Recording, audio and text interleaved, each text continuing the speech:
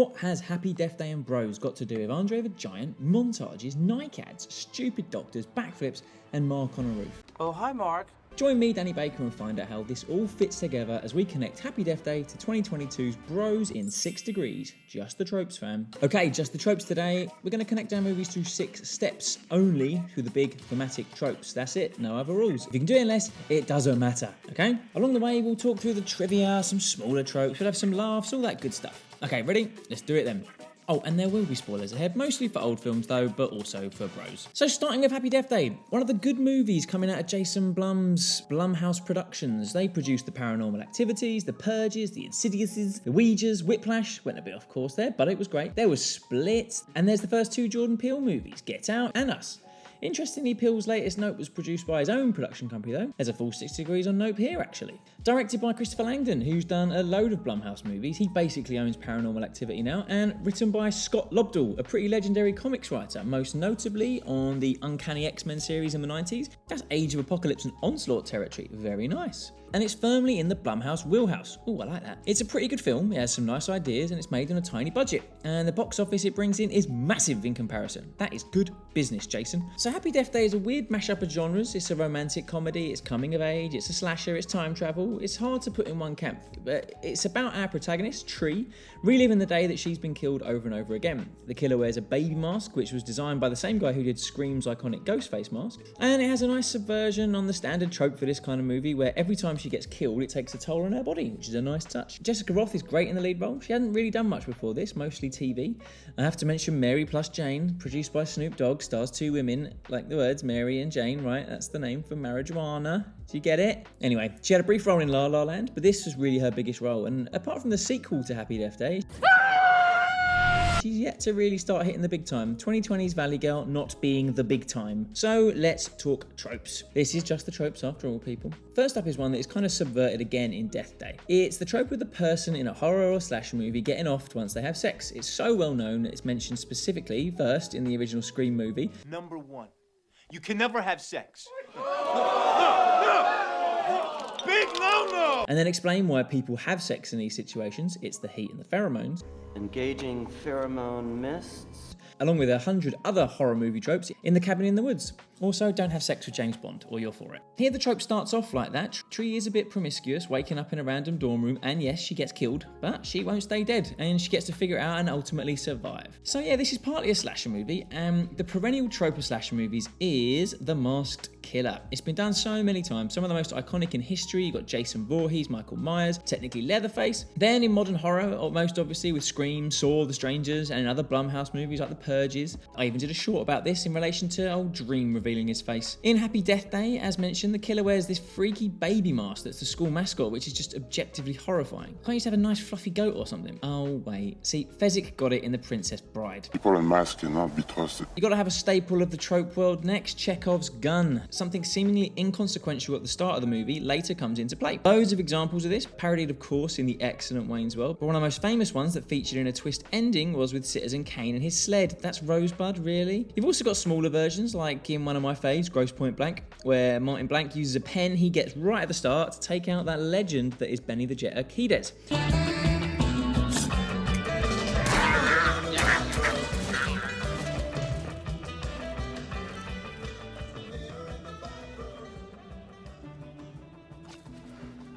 Oh, that soundtrack. In Happy Death Day, every time Tree starts a loop, she's presented with a cupcake by her roommate, but she doesn't eat it. And it's only until the very end that she realises the importance of it. The cake was poisoned. You poisoned it. But I never ate it before. This leads us to our next trope. Beware the overly nice person. They're either the bad guy, think Professor Quirrell in the Potter movies, he's all meek with a very interesting choice of headwear. Oh, okay, he's got a Voldemort on the back of his head. Good Lord, Radcliffe was a bad actor back then. Or that person might just snap, like Dustin Hoffman in Straw Dogs. He'll put up with your shit for only so long, people. Cue boiling water. Tree's roommate Laurie, played by Matthew Modine's daughter no less, is one of the few nice people to Tree, and it turns out she's one trying to kill her because she's sleeping with the professor that she wants to be sleeping with. And what do you know, this leads to our penultimate trope. When someone finds out the reason for shit going down, and it's really disappointing. Tree can't believe that she's being murdered over and over for a bloody man. You've been killing me over some stupid guy? Oh, that's not the only reason. As well as being a dumb bitch, too! you know I have to mention an Edgar Wright film. It's the main plot of Hot Fuzz. They think that people are being murdered for all these complex reasons to do with a property deal, but it turns out they were all just people that might jeopardise them winning Best Village. Blower's fate was simply the result of his being an appalling actor. For the greater good. Shut it! In Roger Rabbit, it turns out Judge Doom was murdering people and dipping poor little shoes in weird goop. Oh man, that scarred me. Just for a freeway. It's because it's a bloody tune, that's why. So the big thematic trope that's moving us along here is obvious. Say it with me, viewer, it's a Groundhog Day situation. So yeah, reliving the same day over and over is the classic trope made famous, but not invented, mind, by the excellent Groundhog Day starring Bill Murray. And there's a few of these. Most recently, the excellent Palm Springs with my fave Andy Samberg reliving a wedding day, but in a twist with someone else. Stop! There's a bomb in the cake. Don't worry, I used to be a bomb guy. Stand back! Also recently and pretty good is Boss Level with the Machine Frank Grillo. Both Hulu originals. Get a new idea, Hulu. There's Source Code with an 8-minute loop. There's About Time. There's The Origin of the Trope with the Japanese novel adaptation The Girl Who Leapt Through Time and Our Next Degree. It's time travel loops, it's aliens, it's Tom Bloody Cruise and Emily Blunt. It's The Edge of Tomorrow, or Lived I Repeat. No wait, Edge of Tomorrow. So based on the manga and novel All You Need Is Kill by Hiroshi Sakurazaka, this takes the Groundhog Day loop and combines it with an alien invasion and chucks Tom Cruise in the mix, allowing us to see something very rare, a Tom Cruise who's scared, incompetent and just rubbish. The premise here being that there's a war going on and the aliens can reset days, hence why they're winning. Cruise gets exposed to some blood, so he gets that power. And Emily Blunt's Rita had that power, but lost it after a blood transfusion. Got it? They then go on to stop the invasion. Huzzah! Directed by the always excellent Doug Liman, he of Swingers, Baby, you are so money and you don't even know it. Go, The Bourne Identity, Mr. and Mrs. Smith, oh wait, Jumper, oh god, and American Made, okay, better. Alright, so maybe not always excellent, but Edge of Tomorrow is definitely one of the better ones. Writing credits go to the legend Chris McQuarrie, he of The Usual Suspects, Give me the fucking keys, you fucking cocksucker motherfucker! to Mission Impossibles, and by John and Jez Butterworth, the latter of who wrote the stage play Jerusalem, which had Mark Rylance in the lead role and was bloody excellent. See, I'm classy, I go to the theatre, or I used to. I really liked this film when it came out. The joy of watching Tom Cruise's character getting killed over and over was unexpected but great, especially his little scream when he's run over. He's of course doing his own stunts in this again, and I'm a big fan of Emily Blunt. She's so good. Ooh, she's hard as fuck in this. Apparently she could nail that planche in real life. Now, I'm sure she could do some variation, but she is not doing an actual planche, people. And we've also got the late great Bill Paxton playing a role that could literally be Hudson from Aliens if he grew up. Sergeant Farrell, you're an American. No, sir. I'm from Kentucky. And I've also got a real thing for exosuits. Get away from her, you bitch! And these ones, the exo jackets, are great. They developed some real life suits that were proper heavy as well, apparently. Not apparently, there it is on the screen. The only thing about the movie is the final third kind of just descends into a bit of standard action movie fare. It misses the cleverness and the ingenuity of the first two acts, which is a shame. And it didn't do too well in the box office initially either. Hence why for the DVD, they really dialed up the Live, Die, Repeat tagline to almost make it seem like a different movie. Sneaky, sneaky. All right, trope times, people. So I'm grouping the tropes here into 3 buckets. Number 1, war movie tropes, entitled I Love the Smell of Tropes in the Morning. Number 2 is comedy tropes. It's a funny film, well, the first 2 acts anyway. This section is entitled Knock Knock, Who's There? Tropes. Number 3 is time travel makes you cool tropes, entitled What's Cooler Than Being Cool? Ice Tropes. All right, group 1. So yes, this is a time loop movie, but it's also a war movie, and as a result, there are some great war tropes. First up is that ragtag bunch of misfits, the squad in the military that's made up of the people that no one else wanted. There's the Inglourious Bastards in Inglourious Bastards, or the classic Dirty Dozen. They're dirty not because they're in prison, but because they had their wash kits confiscated, and probably also because they're in prison. In non-war films, this also gets used with things like the Bellas from Pitch Perfect. Ragtag bunch, but what do you know, they're actually good.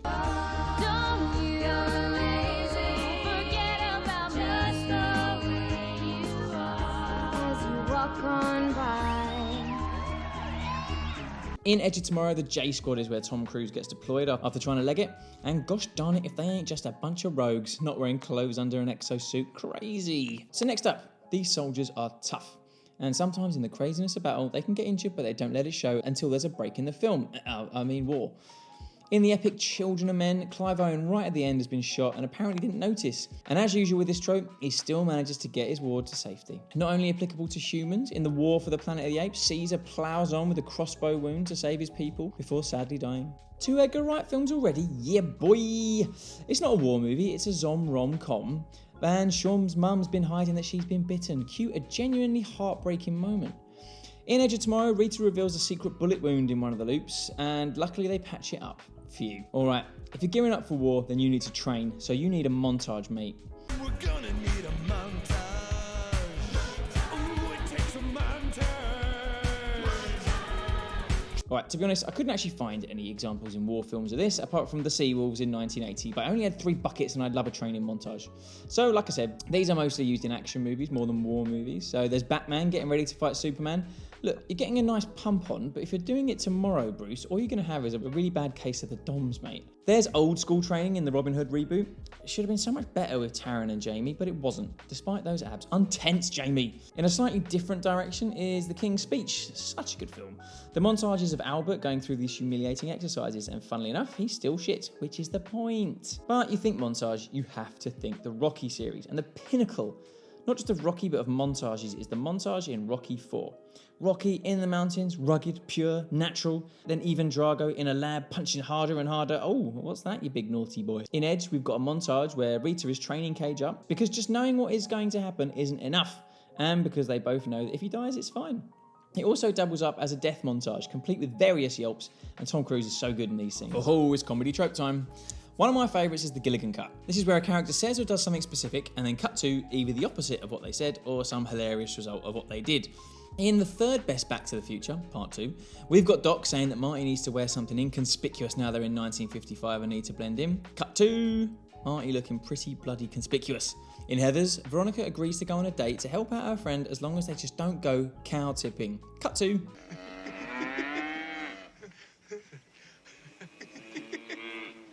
in Goodfellas, Ray Liotta, R.I.P., gets advice from Bobby De Niro to not splash the cash around after the Lufthansa heist. Cut to I got the most expensive tree they had! it's perfectly executed in Lethal Weapon 2 when Murtaugh finds out he's sitting on a toilet bomb and he just wants it to be quiet, okay? Don't make a big deal. Cut to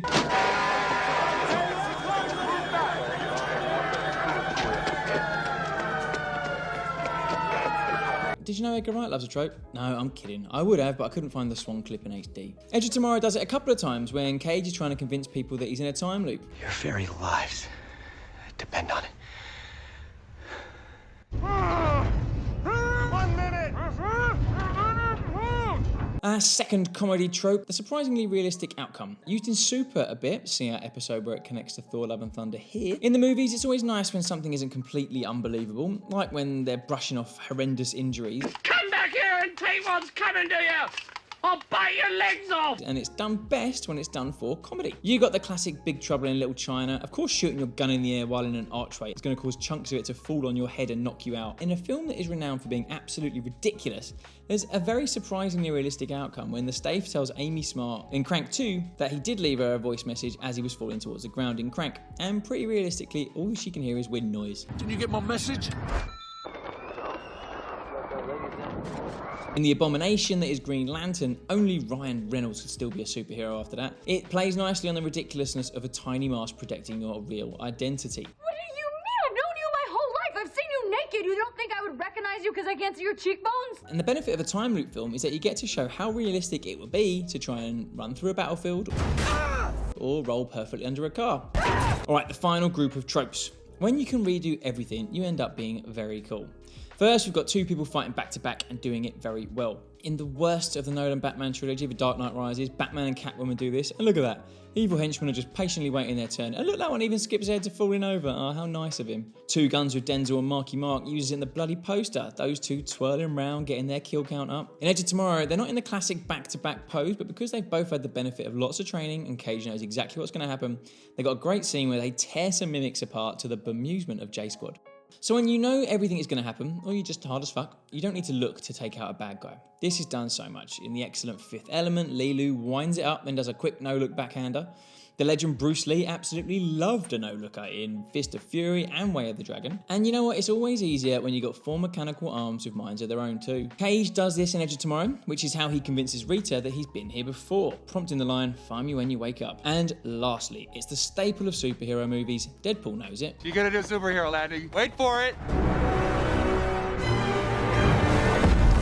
Woo! Superhero landing. Yeah, that's really hard on your knees. And every person and his dog has done it. By the time he's been trained over and over, Cage has to land like a superhero, obviously. So the other big thematic trope in Edge of Tomorrow that brings us to our next movie is the thing that kicks it all off. It's bloody aliens arriving on Earth. Literally the plot and theme of so many movies. And one of them is Our Third Degree. It's those poor prawns. It's District 9. District 9 is Neil Blomkamp's first feature film. He'd done ads for brands like Nike and the Citroen C4, which were very Blomkamp. Some short films, including Alive in Joburg, which District 9 was based on, and he was a 3D animator. And he was supposed to make a feature-length Halo movie, but it fell through. So Peter Jackson just said, "Here's 30 million, make what you want," and he made District 9. Unfortunately, he's been on a steady downward spiral since then, with Elysium, then Chappie. I am Chappie. Some random horror called Demonic, but he's still getting work with Gran Turismo in 2023. He must interview really bloody well. How long can you dine off one good movie? Hello, Ms. Lady. I'm Dale. I'm Brennan's stepbrother, and I think I might be able to help with the Pan-Pam dilemma. Yeah, that'd be great. But it is a great movie. The plot is about a giant spaceship that arrives in Johannesburg with some desperate aliens that just want some refuge, and whilst they're initially welcomed, eventually they end up living in slums, separate from humans, and that's called District 9. It's all an allegory for apartheid and xenophobia, basically. It was nominated for a load of awards, including Best Picture at the Oscars, but won nothing of note. But as mentioned, it's a really good film. The effects are great, done by Weta. Sharlto Copley's really good in the lead role, more on him in a bit, and despite some iffy representations of Nigerians in the movie, it's a sci-fi movie mixed with a character study that really works. It's got some horrific scenes midway through, some great action, and it's heartbreaking at the end. So Sharlto Copley's the lead here. He'd never acted in a feature before this. This little guy, hello, sorry. That's nice, eh? Yeah, it's fun. Nice background with the people there. He was in a couple of shorts, and he was a mate of Blomkamp. And in this, he starts as a bit of a twat, but over then he evolves throughout the film, literally. And he's genuinely good. And this led to the A-Team as Howling Mad Murdoch, where he's great, and then a few other films, including the insane Hardcore Henry with a shocking accent. Is your speech module installed?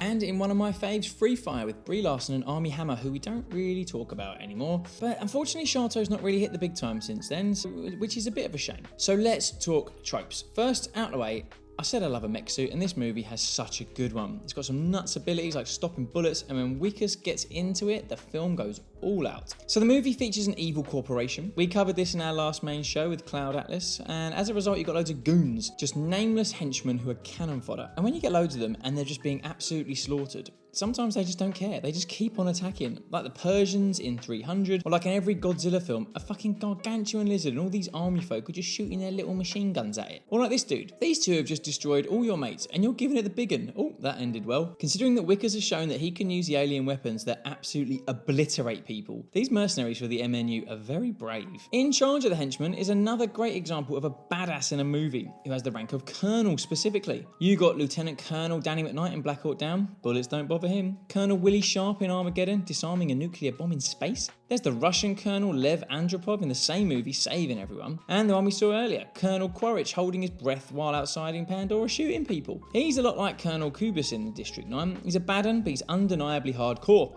Kubis gets a nice karmic death at the end for his troubles. Next up is a trope that's subverted a bit, when the protagonist is thrust into a new kind of world with different ways of doing things, and they just completely adopt them. It's their classic Dances with Wolves, Lawrence of Arabia, Last Samurai situation. In District 9, Wickes eventually becomes an alien, although it's not really through choice, more just through some black shit spraying in his mouth. But I don't trust it. You know, I don't trust anything that... Oh, you're right, Rick. Because you're right, eh? Last one is my favourite. Wickes, through the movie, eventually becomes a nicer person towards the aliens. He is becoming one after all. And there's a trope in cinema where we can really show this, and that's when a character who's been a bit of a dick changes his mind and comes back to save the hero. That Mad Max does it in Fury Road. He's going to leave Furiosa in the team, but changes his mind to fuck up the Citadel with him. All right. This is your way home. We go back? Back? Yeah. In classic The Rock, Sean Connery's Mason comes back to save Stanley Goodspeed because he didn't want his son to grow up without a dad. Aww. You made the right choice. I decided I didn't want your child growing up without a father. In District 9, Wickes has the mech suit and he runs off, leaving Christopher. Let me go! I keep on running, you fucking coward! Run! And only when he hears that he's going to be killed does he come back in a full mech rampage. So the big thematic trope that's definitely more prevalent at the start of the movie is the mockumentary format. It's actually positioned as a documentary about what happened to Wickes and the aliens. It's literally got talking heads, including Wickes talking to camera at the start. It's got CCTV footage, etc. And then towards the end, we get titles explaining what happened, basically acting like the film was real. So this format got big with the Blair Witch. It spawned all those found footage movies, Cloverfield, the Poughkeepsie tapes, most recently Dashcam, which I guess are more just shaky cam than mockumentary. Sacha Baron Cohen had at least one good one with the first Borat. In my country, they would go crazy. For these two, not so much. The undeniable owner of the comedy format is Chris Guest, who had A Mighty Wind, For Your Consideration, Best in Show, Mascots, all with his go-to team of legends. But the one that started it all, one of the funniest movies of all time, is our next degree. It's the one and only This Is Spinal Tap. Okay, I'm saying it up front, I fucking love this film.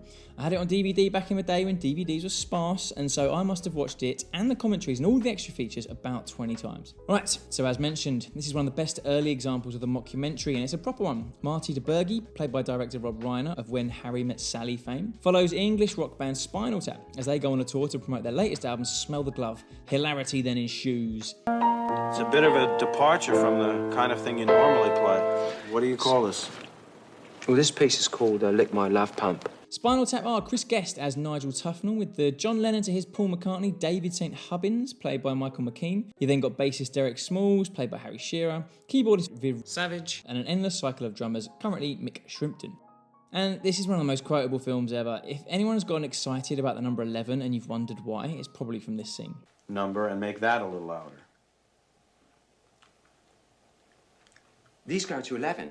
Interestingly, all the actors were pretty good musicians already, which adds to the authenticity of them playing.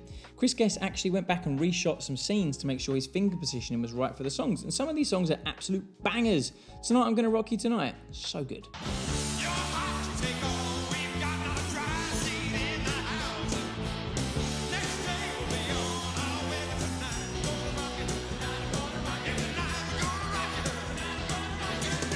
Apparently, since seeing the movie, legendary musicians like Jimmy Page, Ozzy Osbourne, and more have said they've done things like getting lost behind massive arenas. You go right straight through this door here, down the hall. Yeah. Turn right. Yeah. And then there's a little jog there, about 30 feet. Jog to the left. We don't have time for that. Go straight ahead. Go straight ahead. Yeah. Turn right the next two corners.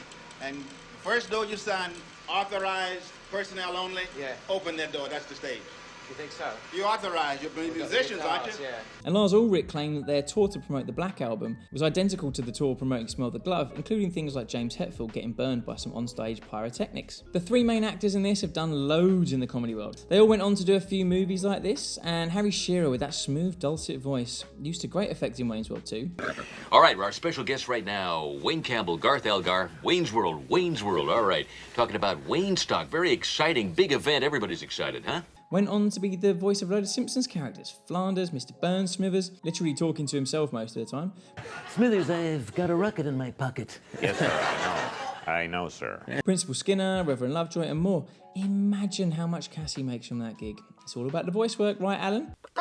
It also featured early roles for some heavyweight comedians like Fran Drescher, Billy Crystal, Dana Carvey. I did the bird. Come on, don't talk back, huh? Mime is money. Let's go. Come on, move it. Fred Willard, R.I.P., and more. All right, it's trope time, and as much as I'd like to, this one isn't going up to 11. First off the bat, someone being simply too dumb to live. It's a character that portrays such stupidity that they literally deserve to die. Tenpenny in horror movies, but you also have characters like Dr. Atherton in Arachnophobia. He's a world-renowned spider expert, so he should probably know not to trot off into that barn filled with giant spider webs that don't belong in rural America, and then start drumming that giant web like a guitar. Supper's ready. Come and get it.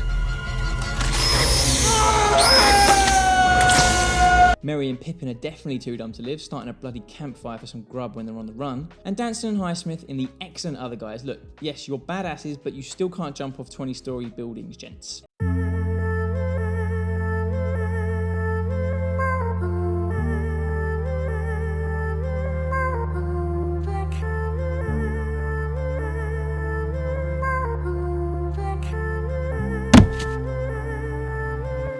In Spinal Tap, Mick Shrimpton's the current drummer. He knows that all the previous drummers have died. So what does he do? He has a bath with a plugged-in toaster next to him. The next one features one of my favourite scenes in Spinal Tap, and that's when there's a small issue or topic and a character is taking it way too seriously. Like in The Big Lebowski, Walter will pull a gun on you if he thinks you've cheated even slightly. All right, it's fucking 0. You happy, you crazy fuck? The league game smoke. Dodgeball's basically a whole film doing this, where the commentators, the participants, the refs, they're all taking this ridiculous game way too seriously, with obviously hilarious results. Friday Night Lights skewers the obsession small towns have with high school football in the United States. When I think of being in school at that age, our parents barely gave a shit about how our school did against other schools in rugby, let alone the whole town. Nigel Tufnell in Spinal Tap taps into the trope of rock star riders being demanding, with him taking the size of his sandwiches and the inconsistency of his olives backstage way too seriously. It's a joke. Here, there's a little guy, look. Yeah. So it's a complete catastrophe. No, you're right, Nigel, but I mean, I don't... calm down. Look, it's no big deal. I'm Look, sorry. It's a joke, You know, it's really... It's just some crack at university, you know. A classic in the movies is when a character demands someone hits them for various reasons. It could be Tyler Durden wanting the narrator to awaken the thrill of a punch-up with pretty funny results. Motherfucker! Or it could be in a really horrible way, like in Closer when Alice and Dan break up. Or you got the Joker version in Dark Knight, standing there mumbling, then just shouting, but Batman hasn't got the resolve. Doesn't break that rule, you know. Obviously Tap does it in a comedic way. Artie Fufkin, who's a young Paul Schaefer, he cocked up the record signing, so he wants him to kick his ass, literally. Do me a favor. Just kick my ass, okay? Kick this ass for a man, that's all. Kick my ass. Enjoy. Come on. I'm not asking, I'm telling with this. Kick my ass. And it's a mighty fine one too, if I do say so myself, and I think the Tap Boys do on the commentary as well. The last couple of tropes are all just fucking great little bits in the movie. You got just a ridiculously stupid question that deserves a sarcastic answer. Kiss Kiss Bang Bang is chock full of them. Obviously it's a Shane Black film. That it? No. That's the other corpse from the last guy who stayed here. Or Lock, Stock and Two Smoking Barrels. Armed with what? Bad breath, colourful language, feather duster. What do you think they're going to be armed with? Guns, you tit? In Tap, it's right after the Stonehenge debacle. Nigel mixes up inches and feet, manager Ian quits the band in a huff, and Derek, innocent as you like, asks, Can I raise a practical question at this point? Yeah. Are we going to do Stonehenge tomorrow? No, we're not gonna fucking do Stonehenge. The title of my favourite song is a great example of title redundancy, when a word is used again for no need. Technically it's called tautology, basically this gag from Austin Powers. Allow myself to introduce myself. My name is Richie Cunningham. My favourite song is Tonight I'm Gonna Rock You Tonight. And in the commentary, apparently they explained that they already had a song called Tonight I'm Gonna Rock You, so the extra tonight was to distinguish it. But something I've not touched on, as it's our big thematic trope for the next movie, is the fact that Spinal Tap is pretty much all improvised. Like Curb Your Enthusiasm, the actors have a start and an end point, and then it's just made up as they go along. And they actually tried to use the first take wherever possible to get the most authentic reactions. And someone who bloody loves a bit of improvisation in his movies is Judd Apatow. And our next degree is one of his, it's Knocked Up. So 2007's Knocked Up was right during the wave of early 2000s kind of knockabout, semi-improvised comedy with a few familiar faces. 40-Year-Old Virgin, Anchorman, Superbad, I Love You Man, Role Models, most of which had Apatow's involvement. Knocked Up is directed by Mr. Apatow, and it features a lot of his favourite people from Freaks and Geeks. Seth Rogen as Ben in the lead role, Martin Starr, Jason Segel, James Franco, and then just from other work from him, there's Paul Rudd, Craig Robinson, Steve Carell, Jay Baruchel, Kristen Wiig, and his wife Leslie Mann. It's just a bunch of mates having a laugh, basically, which is maybe why there was some consternation about the movie, which we'll get to. Then in the other lead role, there's Katherine Heigl, who was at the peak of her rom-com fame after getting big in Grey's Anatomy. The film revolves around Heigl's hotshot reporter who gets accidentally knocked up, that's the film's title, by Seth Rogen's slacker Ben. Then it goes through the motions of them getting together, there's some trouble, then they learn and they grow. I'm being facetious as it does go through some of the motions, but it's still genuinely a funny film.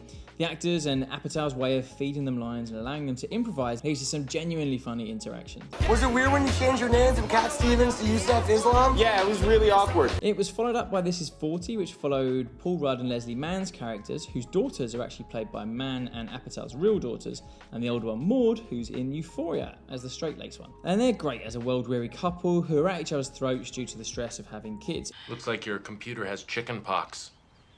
Those are sex offenders. Although, one of the criticisms of the film is the fact that the women portrayed in the movie, particularly Leslie Mann, are all either just uptight, borderline mean, or just a bit meh, with no real personality. Whereas all the men get to be hilarious, goofy dudes. And yeah, to be honest, they do have a point. Although Kristen Wiig as Jill is so good. This is Hollywood. We don't like liars.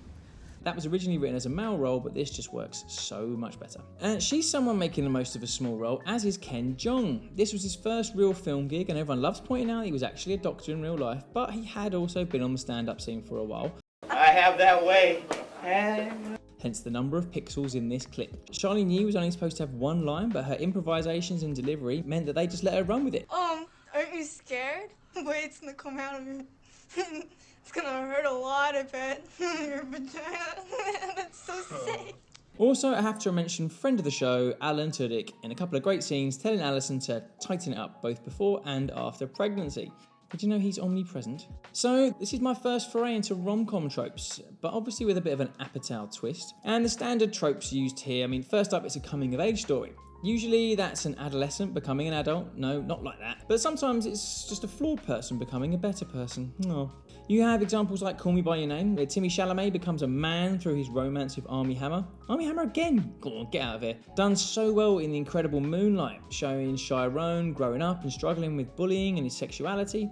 That film was literally like watching art. Then there's the classics like Stand By Me. It taught me never to go in the water in the woods, ain't no leeches getting on my dick. And American Graffiti, basically the original nostalgic coming of age movie about teenagers enjoying their freedom. And we don't have a kid growing up here, but Rogan is dialing up his man-child act, starting the movie as a stoner layabout. I am kind of living my vision. Well, that is sad, I'm telling you. But then having a baby makes him grow up. Yep, that'll do it. So this always happens in a rom-com when someone is mistaken for cheating on their other half, but they're innocent. It turns up in all kinds of films, like in The Birdcage, Albert thinks Armand is cheating on him for a few reasons, especially when this young guy turns up. You don't love me anymore, Armand. Shh. There's a man in your life. What? I sense it. I sense it, and I saw a bottle of white wine chilling in the refrigerator. I only drink red. But it's okay, it's his son who's getting engaged. In Lethal Weapon 4, the one with my man Jet Li, Riggs thinks Murtaugh is cheating on his wife with an erotic fiction writer, when in a bit of a ridiculous scene, they have a casual chat during a firefight. It turns out the writer is Murtaugh's wife, and that's how they can afford their house reno. Are you boinking it? No, I'm not boinking everything. This shit. Trish is everything wrong. Trish is everything. You are boinking. Yeah, I'm boinking. In Naked Gun 33 and a third, it's subverted when Frank Drebin tells Jane that he's seeing another woman after she sees scratches on his back, but it's much worse. He's back in police squad. No, I swear, it's another woman. In your wildest dreams. It's bad enough that you won't have a baby, but I warned you what would happen if you went back to police squad. You white Anglo male! Paul Rudd's Pete seems like he's cheating on Debbie. He's heading out at weird times, he's going around random houses, but it turns out he just goes to the movies by himself and he's in a fancy baseball league just for some alone time. The next one's always funny when a celebrity plays himself in a movie and it's exaggerated to a ridiculous degree. It's basically like the entire plot of This Is the End, especially with Michael Cera. Ben Affleck and Matt Damon do it in Jay and Silent Bob Strikes Back, going a bit meta and literally talking about their shitty movies and being dicks. Make it happen, guys. Get your hands off me. For you? I love that film when it came out. One of the most famous recent ones was Neil Patrick Harris in Harold and Kumar, acting like an absolute lunatic when he's very clearly not one. I don't think anyway. In Knocked Up, there's America's golden boy Ryan Seacrest getting all sweary. That's what they do. They fuck my day up.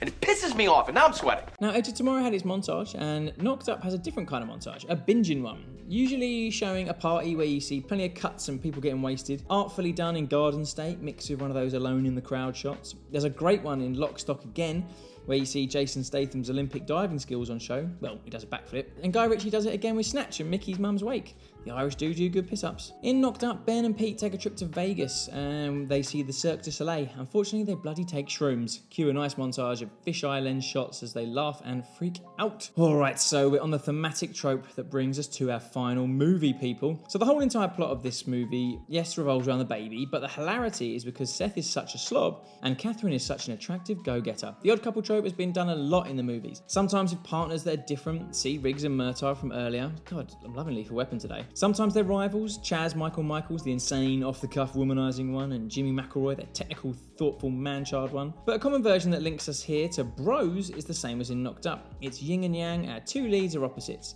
In Bros, we're deconstructing the tropes of homosexuals in the movies. One's camp and one is macho. So let's chat Bros. So Bros is produced by Apatow as well. The man's everywhere. I think omnipresence is the theme of today's episode. And it's written by the star Billy Eichner of Billy and the Street fame. I have no allegiance! And Nicholas Stoller, who directs, and who also directed Forgetting Sarah Marshall, which was also produced by Apatow and starred a few of Apatow's favourites, Siegel, Hill, Rudd, etc. It's all the same people. It's a great sign of progress being made though, with the majority of the cast being LGBTQ, and Eichner's talked a lot about making sure he made a rom-com that accurately portrayed what it's like for two gay men to meet and date. And Billy Eichner's style can be polarising, but look, I bloody love him. Some of the Billy on the Street stuff is gold. Did you have sex with Paul Rudd? Yeah. Oh look, there's Paul Rudd again, he's everywhere. Sexiest man alive. And he's on form here, going to town on the way gay people have been represented, showing these relationships with everything bared. Ass pic. Must see pic of ass. As someone who's not in the community, I can't comment too much on how authentic his representations are, but I am aware that the two leads are conventional, good-looking white men. But you know, this is Hollywood for crying out loud. As rom-coms go, it's really funny. It shows you stuff you probably haven't seen before. I had sex with that 65-year-old. Jesus, he's ripped. I know, it's like they injected steroids into Dumbledore. Alongside the tropes of rom-coms that you definitely have. And there are some great supporting actors. Jim Rash is an absolute legend of comedy in my eyes. I don't swallow knowledge and I spit it, but let me clear my throat. I don't know what that was. I don't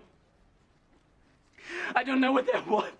And his role as a belligerent bisexual is great. This happens to be Bisexual Awareness Week, and no one has acknowledged it! And I really liked Evelyn Lee too. She's got a couple of good lines. That's who you remind me of, Eugene Levy. And hopefully Luke McFarlane does well out of this. He's good, and ironically he's been a staple of Hallmark movies so far, which they take the piss out of in the movie. Now obviously this film is going to offend a section of humanity or against anything in this realm, but to be honest, fuck those people. Unfortunately, the film got review bombed on IMDb like other films that offend dickheads like Captain Marvel. Oh, a woman's powerful. Oh, but it's okay when you're sneaking away from your wife to pay someone to slap you around, you hypocrite. Anyway, this is why I always tell people, don't look at IMDb for the average scores, people. Someone could just give the Emoji Movie 10 out of 10 because James Corden cracks them up on Carpool Karaoke. And unfortunately, the box office hasn't been great for Bros. Eichner's claiming homophobia as one of the reasons, but like many people are saying, it's a rom-com which aren't really that popular anymore during Halloween season where people want scary shit, and it's got two white male leads, so suffice to say there are a few reasons why it's not done well. So our final batch of tropes right out of the oven.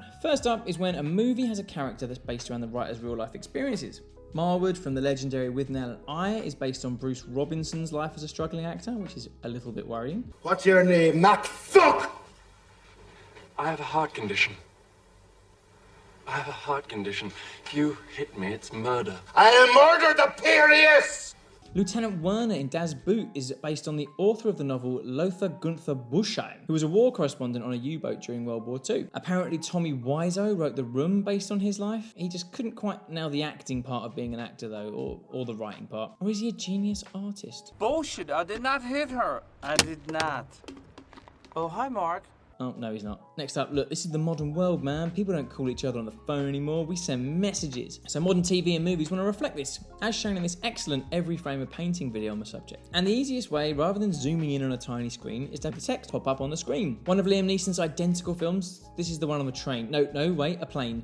And it does the text thing. The terrorists communicate to Liam through his phone, and then everything done on the phone pops up on the screen. The Fault in Our Stars is about two young lovers, so obviously they're texting each other, and they have nice little hand-drawn pop-ups throughout. No. In Bros, we have our protagonists communicating by text because, again, it's 2022. But interestingly here, they don't show the text. They let the actors read the words and use their face acting to accompany it, and it works kind of well. A subplot in Bros is in some cases a massive trope in a movie. The soul-crushing desk job. You're in a cubicle, you've got a boss hassling you, you've got annoying co-workers, blech. It can kick off a movie like in Wanted. Wesley can't take it anymore until he just flips out and smashes Star-Lord himself, Chris Pratt, right in the chops with a keyboard. Yeah, it was great, bro. Who's the man?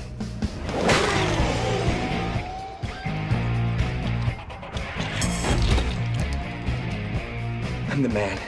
So he can go bend bullets around Angelina and get beaten up by Steve from Green Street, who at least has a better accent than fucking Charlie Hunnam. That's the point. These boys don't know about you, old man. And if I was you, I'd keep it that way. Sorry, I digressed. The narrator in Fight Club also has a depressing job that he hates, hence again going and getting beaten up, and then in an interesting turn, making soap and kissing each other. Office Space is basically a whole movie about a depressing office job with those fucking TPS reports. We have sort of a problem here. I liked Mr. Lundberg better as Ricky Bobby's dad. Man, you got big. How long's it been? 3-4 months? 10 years. 10 years. Man, I gotta lay off the peyote. In Bros, Aaron helps people plan their wills, and whilst it pays the bills, it's not his dream. He wants to be a chocolatier. I can relate, Aaron, to the not doing your dream, not the chocolate thing. Last trope we'll cover for Bros is when your characters are feeling their age, either through them not being able to do something or just being called out for it. You got serious examples like in The Guardian, where Kevin Costner realises he's a liability on a mission compared to young hot Ashton Kutcher. Me and my mate Johnny used to love quoting one particular line from this movie. I swim as fast and as hard as I can, for as long as I can. And the sea takes a rest. I love that line, completely unironically. And you got the classic example in the Lethal Weapon series. Third bloody example in this episode. Danny Glover was too old for this shit in the first one. I'm too old for this shit. By the last one, so was Mel Gibson. I'm too old for this shit, too. Especially when you're up against the Jet. My man! In Bros, it's a little snippet where Bowen Yang's character Lawrence Grape tells the boys they're too old for the pool. Harsh. Now I have to go to a pride party and you're both too old to be in the pool. Please leave. Alright my friends, we've done it. We've come from Happy Death Day through the Groundhog Day trope to Edge of Tomorrow, which featured aliens on Earth, just like District 9, the prawns. That film was in mockumentary style, as was one of my faves, Spinal Tap, which is largely improvised, which took us to Knocked Up. That movie featured a proper odd couple, as does our final film today, Bros. As always, let me know your favourite examples of any of these tropes, or any that I've missed. And let me know what other kind of 6 Degrees content you want. 6 Degrees of terrible CGI, 6 Degrees of fight scenes. What do you want, people? What do you want? For now, though, thank you for getting here, for giving up your precious time for me. If you can, chuck me a like and a subscribe, or don't, that's fine. And you know what? I'll see you later. Peace out.